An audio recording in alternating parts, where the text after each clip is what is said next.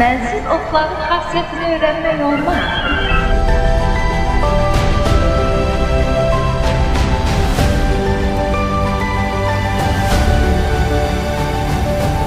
Bu ölkə Nizamilər, Füzulilər, Nəslimilər ölkəsidir.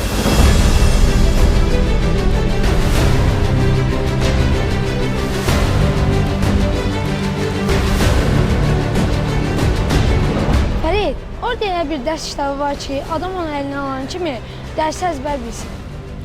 Orada elə dərs kitabı var ki, adam onu əlinə alan kimi dərsini əzbər bilsin. Əlbəttə var, tənbəllərin kitabı.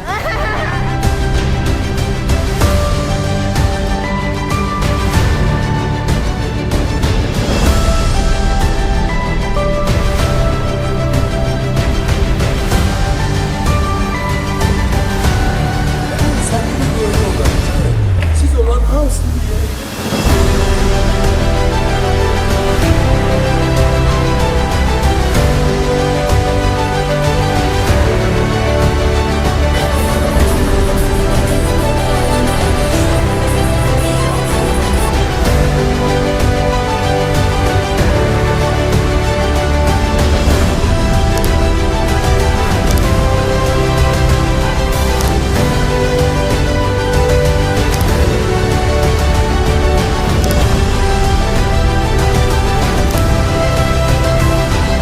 Bu möhtəşəm sərgi üçün Mədəniyyət Nazirliyinə Teşekkür